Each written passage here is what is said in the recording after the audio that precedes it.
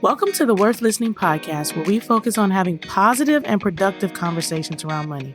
I'm your host, Lauren, a 4-time Olympian and certified financial planner. On this show, my guests share their money stories.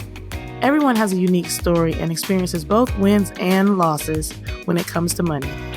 My intent is to give listeners something they can relate to, something that builds their courage to be open and take control of their own money story. When I'm not creating a great show for my listeners, I'm running my company, Worth Winning, where I help individuals and families organize their finances. Check us out at worth-winning.com. All right, now on with the show. Welcome to another episode of the Know Better, Do Better series. I am joined by my homegirl, Chloe Moore, a certified financial planner. And if you haven't listened to us yet, you are in for a treat. We like to do a series called Know Better, Do Better to help people figure out what they need to know so that they can actually improve their finances. This week, I'm not going to tell you what we're talking about this week just yet, because at the top of every show, we do this series called Trends, Taxes, and Tea. It is the latest trends on what's going on in the world, a little bit to save you a little money on taxes, and of course, we love to bring you the tea. Today's topic is a little bit juicy, if I do say so myself. Might be a little bit controversial, I'll say, more so than juicy. Chloe, what do you have for us today? Yes, I wanted to mention 2 different articles that have been kind of circulating heavily this year. The first one is a Psychology Today article. It actually came out last year, but I've seen it like in social media in different circles this year. And it basically said that single women without children are often happier and healthier than men who are married with children. Ooh. So now you guys see why I said it might be slightly controversial, but I know I can definitely think of some single women who are just like, I do not care for those daycare costs that my other friends are complaining about. I am going on a trip. Yes, that's me. Right. But then there's others that say, once you have those children, they become your world and it's so wonderful. So I think to each his own. Yeah, definitely. And some of the reasons why they say, part of it's just that women tend to work a little bit more on domestic tasks. There's emotional labor and just all of those things that are involved with being in a relationship. So just not having to worry about that. And then also just, of course, not having children. There's a lot more freedom and flexibility with our lifestyles. We tend to have stronger social networks outside of romantic relationships than men do. So yeah, that's the first article. There's definitely some validity to some women feel a lot of pressure. And of course, we're getting more progressive than ever nowadays, but I definitely hear my friends talk about like getting off of a full day of work and having to cook dinner, do some laundry, take care of, some miscellaneous household errands and things like that.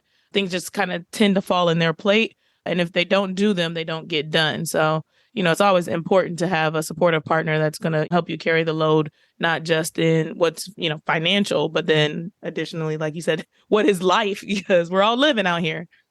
Right. And then the second article is a Bloomberg article that just came out earlier this summer. And so it says that women who stay single and don't have kids are building wealth at higher rates than men. Wealth at higher rates. Okay. I mean, it makes sense that you would think that you could progress your career a lot further because you don't have the distraction of going on dates and considering another person, and you can spend those extra hours at the office.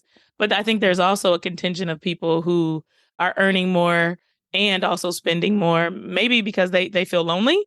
But then there's also the aspect of like, okay, well, I'm single. I'm not building wealth because I have more bills. There's the concept of like, getting together with someone should make your housing costs go down. You're splitting the light bill, electric bill, or not really even so much splitting it as those become shared expenses, assuming that your lifestyle and your cost of living doesn't go up a lot. Could be a lot cheaper to be single. I don't know. I think, like I said, this is a controversial one. What do you think? I can see it both ways for sure. But from the article, they're saying mostly that it comes from women just having more time to devote to climbing the career ladder, working on building businesses. When you think about bringing kids into the picture, a lot of times women are the ones who have to take off work for maternity leave. That can be a huge setback in your career as you're raising kids and have those commitments at home. So yeah, just a lot of those different things combined could possibly lead to building more wealth. Yeah. And I wanted to circle back. I missed that last point you made. You said they have stronger social networks outside their romantic relationships in the previous article. Is that so much like the man only needs the woman. It's like, that's all I need is you, baby. And the woman's like, I'm going out. We're having girls' night. We're doing book club. And Girls trip. right, girls' trip. I was actually talking to a gentleman recently who was talking about how they wanted to do a guys' trip and the girls got mad that the guys are going off on these trips. And so guys' trips got shut down, but girls' trips didn't get shut down. So there's not a lot of gender equality in that particular situation. Yeah. So yeah, those are the two articles. So that kind of leads into our main topic. So did you want to reveal that, Lauren? If you all haven't figured it out, we're talking money and relationships today.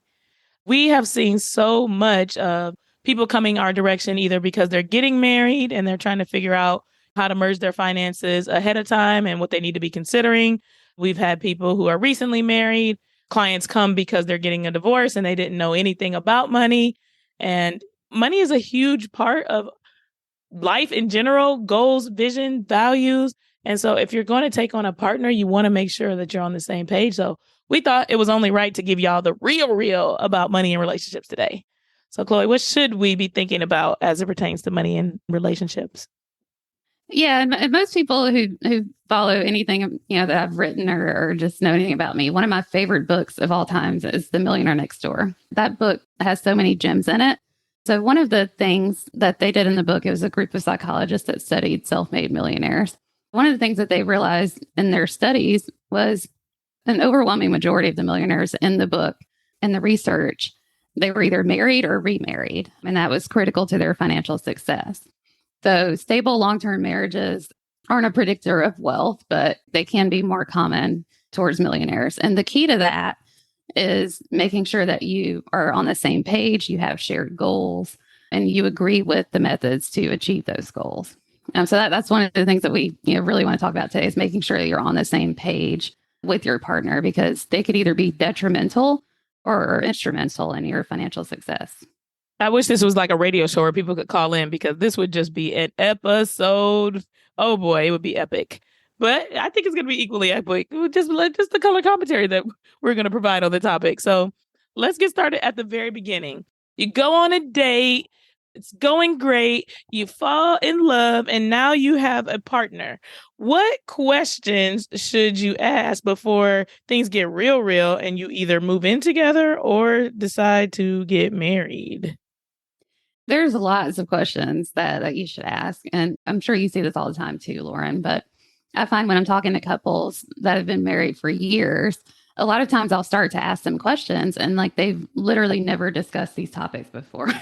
So yeah, definitely before you decide to even move in together, get married, or get serious, you really want to understand the other partner's philosophy on money. So even starting out with like financial history, how did you grow up? What were your memories of money as a child? Because a lot of times the way that you grew up can have an effect on how you think relationships should be. If you saw your dad as the breadwinner and your mom stayed at home, or if you saw your parents working together as a team, or if they argued a lot about money, like all of those things have a huge effect on the way that you think about money and the way that you manage your money and how you could potentially manage money with a partner. Yeah, I spend 90 minutes when I initially take on a client. Before we can jump into any money numbers or analytical data, is just getting to know them and understanding, like you said, what makes them tick? What could be some of the things that they've experienced in life that are making them govern themselves in the way that they are with money up to this point? And how can we change things that are maybe a little bit negative or increase the positive habits that they have? But you're exactly right. I mean, there's two words that are thrown around all the time nowadays with the various narratives of the world, but one is trauma and the other one is privilege.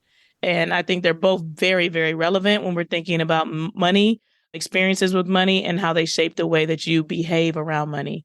You might have had various different types of trauma during the course of your life, and it does affect the way that you are spending or not spending, even saving.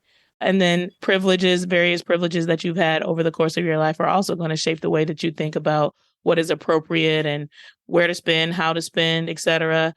As an example, you might be the spouse that grew up skiing and didn't know that you were well off or wealthy or didn't have another perspective to be able to pull from to know that it wasn't normal for kids to take long ski vacations every holiday. And then you fall in love with someone who grew up as a preacher's kid or something. or they're volunteering, they're missionaries, they're traveling the world. A profession that is known to be more service oriented and less high earning, where they didn't know what skiing was until they were adults and still have never done it. That doesn't make you all love each other any less, but definitely it could cause some run-ins as it pertains to how you organize your finances if you don't talk about the various things that you've experienced and how you want to go forward in your relationship and how you want to govern yourself, what your vision and your values are for yourself and your family. Yeah. And another big thing I see with clients is just disagreements about paying for kids' college. A lot of that depends on how you grew up. If you grew up and you took out a bunch of student loans, you didn't have any help paying for college, you might say, I want to provide everything for my kids. I want to make sure that I can pay for school, whether they go out of state to a private school that's $50,000 or $60,000 a year. I don't care. I'm going to pay for every penny of it. And, your spouse might look at you like, yeah, we're not doing that. So yeah, I mean, just, a lot of that has to do with how you were raised, just your life experiences. And it very much affects your financial plan, to your point. We've definitely worked with clients where, like you said, I'm willing to sacrifice my own retirement to make sure that my kids are able to go to school without any student loan debt. That's a huge decision to make, because if you're not on track for retirement, you're either going to have to play a lot of catch up later on, or maybe you're going to be depending on those kids to help you when you're in your retired age. And, now you're putting them in a tough financial situation because you didn't save accordingly. So there's a lot of things to be able to think through in that regard. But like you said, on the other end of that, even as you think about like various ways to do financial planning, some people want to do a 529 plan.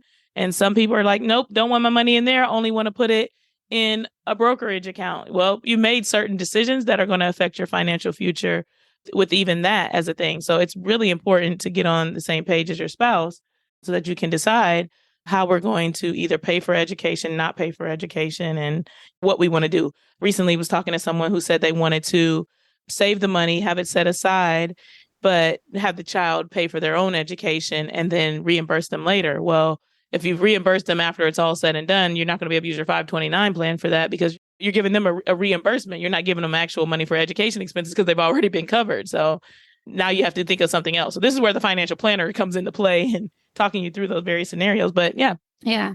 And some of the other big things to talk about are incomes.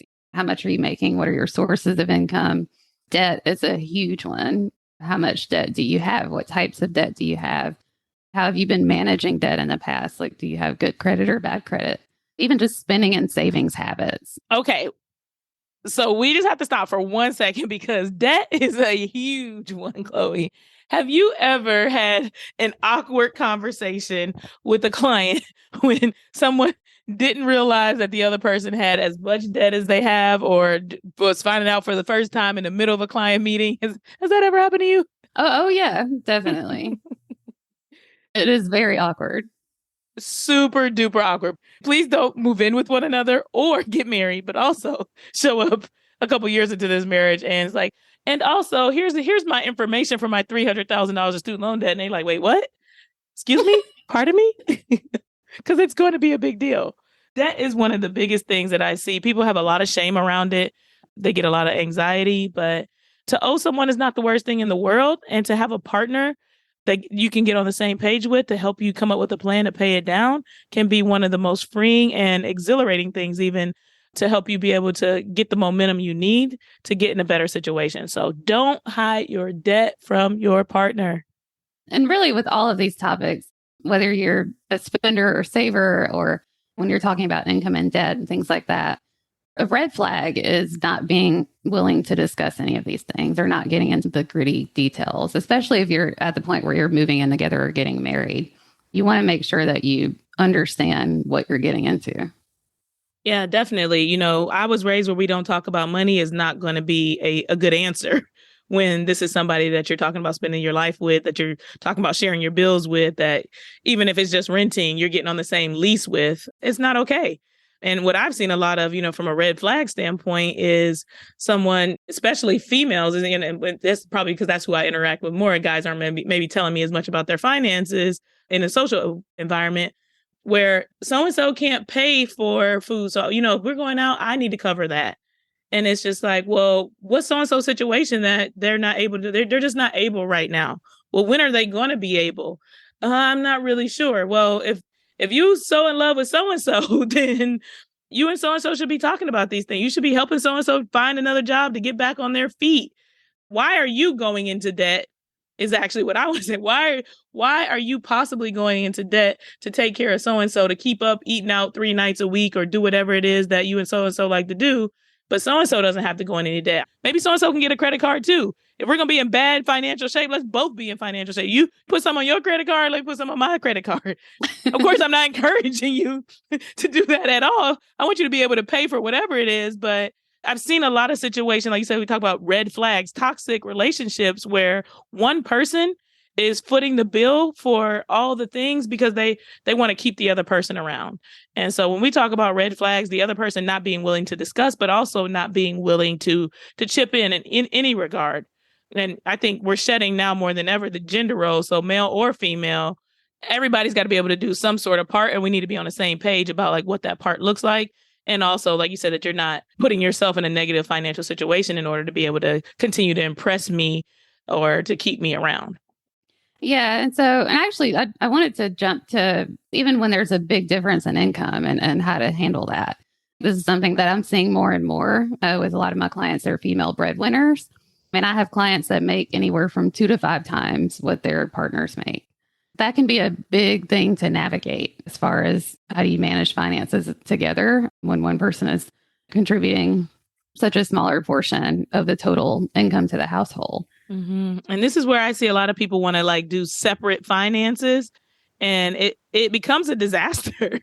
The idea of, well, I only make X, so I can only contribute X, and the other person makes Y, so that, you know, they should contribute Y. And it just kind of gets very convoluted really quickly. But long-standing traditional gender roles where a male is supposed to take care of a female, we've got to be able to ditch that, put it behind, and say like, hey, this is our household, no matter what gender we are. And these are our earnings, and this is how we want to, you know, govern ourselves going forward. And like I said, this goes back to trauma. This goes back to childhood experiences. This goes back to narratives that we heard growing up, money messages. I know there are plenty of mamas out there like, don't let a man know how much you make, girl. Make sure you take him for everything you can. Make sure he does this, that, the third. There's all these rules that we've been told over and over and over again about how to be treated like a lady and how to be taken care of accordingly, depending on what kind of, like you said, background or environment you come from. And sometimes those things are hard to shed, even when you realize, like when you're in the thick of things, they don't make a lot of sense. Yeah, definitely. And you don't want to marry for money at all. Like if you're a woman and you're a breadwinner, that's perfectly fine. It's just making sure that you're on the same page and that you're working together as a team. Definitely don't want to marry for money. Don't do that. A gold digger is not a winner at life. That is a red flag. If somebody asks you on the first date, what is your credit score? Run the other way. That is not the most important question. When we're getting ready to move in together, you might want to know that. But it shouldn't be a deal breaker. It should be something, like you said, that you can work on with the other person to be able to figure out things. Because as we've talked about on previous episodes, a good credit score does not mean that you have a good financial foundation. It does not mean that you are in good health. So that beautiful 750 that you're running around telling people about, that you're bragging about on the first date, might mean you also have 10 credit cards, $30,000 of credit card debt, and barely making a minimum payment. You making it every month on time, and that's why your credit is good, but you might be drowning soon. Yeah. So yeah, let's talk a little bit about how to merge finances as a couple, and especially like if there is a big difference in income. Okay. Do you have certain ways that you approach that? I do. I would love to hear some of the ways that you talk about merging finances first, though. But something comes to mind before we get to talking about it. So there's this guy, his name's Dave. He's pretty popular around the financial world parts. And he says marriage is a partnership and couples can't win with money unless they budget as a team.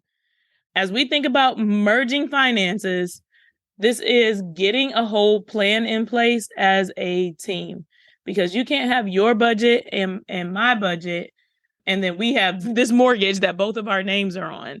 So really having the discussion about, even if you want, like some people are just like absolutely not willing to let go of the idea of having something separate, understanding we have to merge something, and what does it look like for us to merge something. So with that, I'll kind of go into a little bit of the philosophy for me. I say dump it all into one pot, call this our money, get on the same page about your goals, and then start to automate your funds in the direction of those goals. So, what I generally do with clients is do a joint account. All the money comes in there. And then we do a second joint account, and that's where your discretionary spending comes from. And then, like I said, for those that absolutely desire it or feel like it's a must have, they each have an individual account and they get an allowance into that. And that's the don't ask me about it. If I bought Louboutin shoes, if I got my eyelashes or I bought some new Jordans, whatever the case may be, you don't get to say anything about it because that was my allowance that was already planned for and I can do that.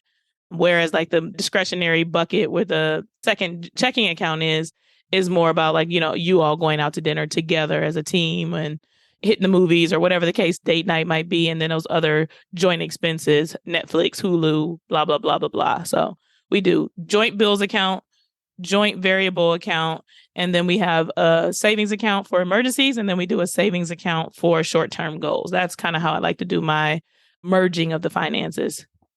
I do a pretty similar thing. Typically with the clients that I work with, they come to me and they have separate accounts and they haven't figured out, like they might set up a joint account, but they haven't figured out how to work it.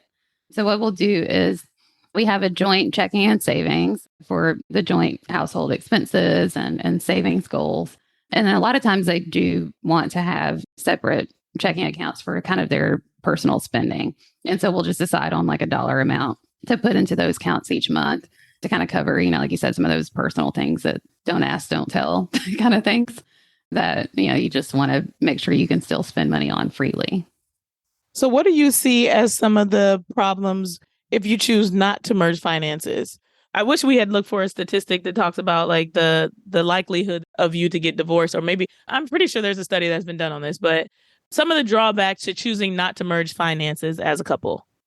I think the biggest thing is just complications. If you think about having completely separate accounts and not doing whether it's all in joint or joint with some personal accounts, it starts to get complicated. It's like who's paying for what? If you're going on a trip, if you're paying for the household bills, you pay this, I pay this, or you're cash apping each other back and forth, which I see all the time. It can get super complicated. I just think about the idea of, like we were saying before, just being on the same page and making sure that you do have those shared goals. It's a red flag to me as a financial advisor when a client or prospective client comes to me and they say, hey, I just want to work with you. My spouse and I, we don't really talk about money. We just kind of keep things completely separate. That's a bit of a red flag. Or if you want to just make decisions and not include your spouse in those decisions, and those decisions might affect the household, it just makes for a better experience, a better relationship if you are on the same page. Yeah. And I think that speaks to getting on the same page about like what reasonable spending looks like. I think that's one of the biggest things that will cause people to keep their finances separate is like, well, they're a spender. They spend too much. This is the number that we're working with as a household. Like everybody gets $700 a month and it's like you get to spend $700 and that's it. Where problems arise and where credit card debt comes from is somebody wants to spend $3,000 a month. They got 3 pairs of Jordans this month and they were $900 and also still wanted to eat out and go hang out with their friends or whatever the case may be. Deeper spending issues exist when you want to keep your finances separate. Well, I got myself into this mess. I want to get myself out of the mess, but also you're not really doing anything to get out. So like there's debt that you might bring to the relationship and maybe you feel obligated to pay that down so that you're not giving that to your spouse. That's where you can work with a financial planner before getting married or moving in, et cetera. But once you all have decided to do life together, I think it becomes both people's problem and you can tackle it a lot faster if we look at this and say like, hey, this is our income.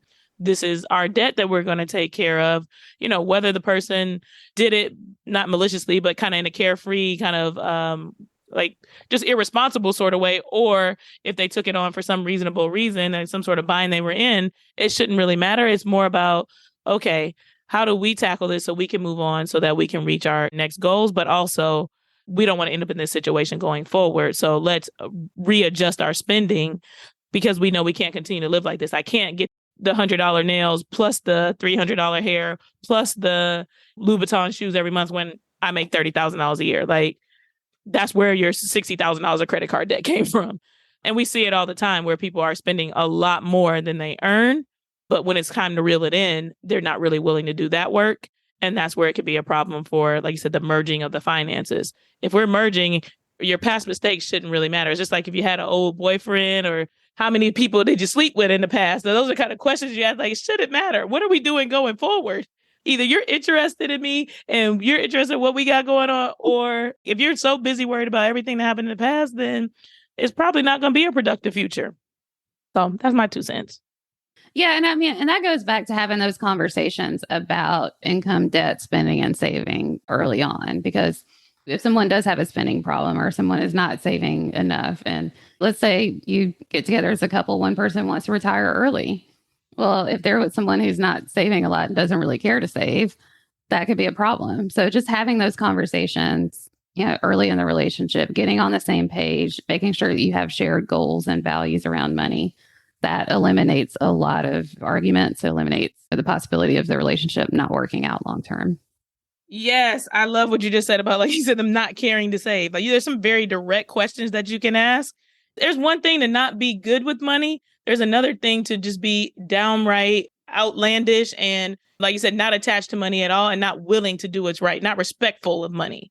It's okay if someone is not great with money and they're willing to follow the instructions and the plan that you all are putting in place. There's another complete different thing to be like, I don't want to say I don't care about that. That's not on my list of things to do. I'm just going to YOLO my whole life out here. And that takes us back to that point about the female breadwinners. Any breadwinner, really. We got to be mindful of the deadbeats out there. It doesn't serve you at all to have someone in your life that is sucking you dry, dragging you down, and is basically playing the role of a dependent, enjoying the fruits of your labor. Sometimes you know that and you're just like, what? Oh, they were so nice to me when. You will make excuses for someone to the point that you are in the poorhouse, and it is not okay. At some point, you're going to have to let go of that leech and move on with your life. And you're going to know, like, every time we go out to eat, I have to cover it. Oh, they're in a tough situation right now. Their situation is going to get better. And we're not talking about, like you said, just earning a different amount. Like, just because you earn the different amount doesn't mean that you're the more powerful, more important person. There are plenty of people who are married to teachers and police officers and those that work at nonprofits that are doing purpose-driven work. That's incredibly important, but we know that they are underpaid and you are the mid-six-figure earner. That is awesome. That is not a leech. That is two people that are doing life together, pursuing their mission, their purpose, and their passion versus I sit at home all day. I smoke blunts all day. I'm just keeping it real with you all because everybody has a friend who has a deadbeat hanging around them. Yeah. And you can't figure out how quite to say it, but you're taking care of all the bills. They haven't done anything to find a job. You're asking them about, like, what's going to happen. Even when they find something, it's not something that's going to, in a meaningful way, contribute to the household or to the purpose of the world. If you have a deadbeat and if your friends have a deadbeat. And I think that you should at least mention, if you're the friend, mention to your friend that you might be hanging out with a deadbeat. And I just wanted to let you know that. It's ultimately up to them whether or not they leave the deadbeat. But maybe we need to make a deadbeat checklist, Chloe. That would be it. And then people can download it. And if your boo thing checks all these boxes, they are a deadbeat. And you might not want to have them draining your personal finances. Yeah. And that goes for the guys and the ladies. Yes. They can both be deadbeat. I ain't saying she a gold digger, but she ain't messing with no. Oh, okay. Okay. Yeah, exactly. There are all kinds of people who are irresponsible with money. And like I said, for various reasons, but you need to decipher for yourself whether or not their reasons are such that you should help them rehabilitate themselves or if you should run the other way so they don't wreck you. We talked about at the beginning of this episode, just bringing kids into the relationships and how that affects your finances. And if you're partnered up with someone who makes significantly less, you have to think about how that impacts having children. Are you going to be responsible for not only the dependent adult, but also now you have dependent children to take care of? And how does that affect your overall goals in the relationship itself? Another thing to think about with talking about the differences in income, there's two things that I wanted to touch on. The first one is when you do merge finances, you have to think about the differences in income and how much people can contribute. You might not be in a situation where both people can contribute half towards the bill. So if the bills are $5,000 a month, then, $2,500 might be one spouse's whole paycheck versus, the other person would have a lot of money left over. So you want to do it in proportion to your incomes It's just a fair way to do things to make sure that even the partner or the spouse that has the lower income, they still have some spending money and some freedom and flexibility. Yeah, I think that's a great point. The kind of 60-40 rule. If you choose to keep things separate and you want to do it proportionally, one person makes 60 grand, the other person makes 40. Well, maybe they contribute to 60% of the bills. The other person contributes to 40% to the bills. So that is an alternative, because we know just because we're recommending that you should merge your finances doesn't mean that everybody will. And it can be done. And you do need to be able to move forward that makes sense for you all in your household if you're not going to just treat it as one pot. If you're a breadwinner, and especially if your partner or spouse either doesn't work or makes significantly less, and I'm thinking people that making it 4 or 5 times their partners, you have to think about what happens if you as a breadwinner lose your job. That other person is probably not capable of keeping the household afloat if you lose your income. So you have to move differently. You have to make sure that you're saving more than you probably save under normal circumstances, because that big difference in income could put you in a bad situation if you lose it. Yeah. A millionaire next door kind of lifestyle would be the household is living off the person with the smaller salaries income. So that, like you said, if poop hits the fan, we still got the bigger salary that can kick into play and life goes on. And that bigger salary is actually being saved. One speaks to, like you said, not letting lifestyle creep come in and governing yourselves according to like the full amount. At some point, you should kind of cap out on like, okay, this is a nice lifestyle for us. Everything extra is gravy. But also, this makes me think about estate planning and life insurance. So we always talk about how financial planning is so many different pieces of a puzzle. The breadwinner loses their job, but what about what happens if they kick the bucket? You had that whole income that you all were counting on, maybe for yourself to cover the mortgage for the next 30 years. If you were a family without children, but if you were with children, childcare is going to need to be covered. You were a 2-parent household. Now you're a 1-parent household. You probably had aspirations of paying for your kids' education. And that person's salary is gone for, the 18 years until that child becomes an adult. You need to be thinking about not just replacing their salary, if they, not just them losing their job, but what happens if you lose the whole person. And that's where governing your finances accordingly is a really big deal. Absolutely. But yeah, hopefully we gave you some food for thought as far as money and relationships. Some of the big takeaways are just making sure that you're on the same page as a couple, that you have those conversations before you decide to get married or move in together. And yeah, look out for the red flags and understand the best ways to merge finances or kind of move a little bit differently if there's a big difference in income. Yeah. And one last thing I'll say too is don't be afraid to get therapy. If you're realizing as you all start to talk about financial topics that there is some trauma, that there is some areas that you don't see eye to eye on, while a financial planner can help you get organized and provide recommendations for how to get on the same page, it might be something that deeply, from an emotional standpoint, needs the help of a therapist. There are financial therapists and, there's, of course, the regular therapists. But if we're talking about spending money on something to be able to invest in a relationship that you want to last forever, help that person deal with their deep-seated issues. And you all should deal with your issues together as a couple. So, while I kind of went in on the deadbeats, we do know that some people have some complicated situations. They have some like long lasting money mindset issues that come from various things. And you don't have to give up on someone that you love a lot, but you also want to make sure that you're taking action and that you're not just kind of sitting in a loop. And like I said, to the point that you're causing harm to yourself and you're doing things that are to the detriment of that person. Yeah. As we all know, money is one of the biggest causes of divorce. The more you're on the same page with your spouse, the better. Amen. Hallelujah. All right, let's wrap up with today's money quote. It is, don't fight about money, because after you said all the mean things to each other, the amount of money in the bank will be the same. Oh, I thought this was just amazing. Chloe, what do you think about this quote? Oh, yeah. I love it. I love it. When you do have these arguments and things, it's like your situation doesn't really change. Like your money situation is not going to change immediately. So it is better to try to just figure out how to have amicable conversations. I think it's such a good point, though, that we need to make sure that we watch our words, because you can't take those words back. And you can really harm somebody by saying, I'm the one that's making all the money. I'm doing all the it's a power move to start throwing money things around, or to start throwing even the things that someone doesn't do well around. And at the end of the day, like you said, your situation doesn't change by the conversation that you had. You're still going to have the same dollars and cents. So try to use your loving words to have productive discussions about how you all want to be able to move in the same direction about your finances. Because the way your bank account is looking is like, As always, there will be a bunch of resources in the show notes.